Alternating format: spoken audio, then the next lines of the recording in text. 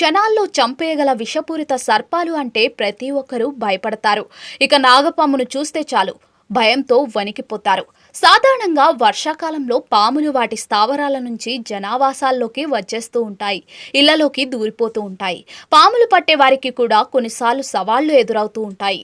అలాంటి ఎన్నో వీడియోలు ఇప్పటికే సోషల్ మీడియా ద్వారా మన కళ్ళ ముందుకు వచ్చాయి. ప్రస్తుతం అలాంటిదే మరో వీడియో చూసేవారిని భయపెడుతుంది.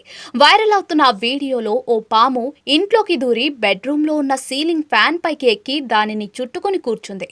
కొద్దిసేపటి తర్వాత కుటుంబ సభ్యులు ఫ్యాన్ ఆన్ చేశారు. తీరా ఆ ఫ్యాన్ మీద నాగపాము ఉన్నట్టు గమనించి వెంటనే ఆఫ్ చేశారు. మెల్లిగా తిరుగుతున్న సీలింగ్ ఫ్యాన్ పై ఉన్న నాగపాము పడగ విప్పి బుసలు కొడుతోంది. తన నాలుకను బయటకు తీస్తూ పదే పదే బుసలు కొడుతోంది. వీడియోలో పాము బుసలు కొట్టే శబ్దం కూడా స్పష్టంగా వినిపిస్తోంది.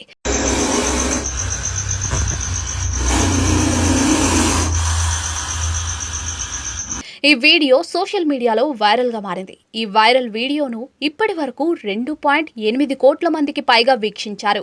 3.7 లక్షల కంటే ఎక్కువ మంది లైక్ చేశారు.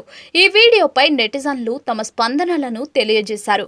ఫ్యాన్ పైన కూర్చుంటే గాలి తగలదని చెప్పండి ఆ పాముకు. రీల్ కోసం పామును అక్కడ కూర్చోబెట్టారా?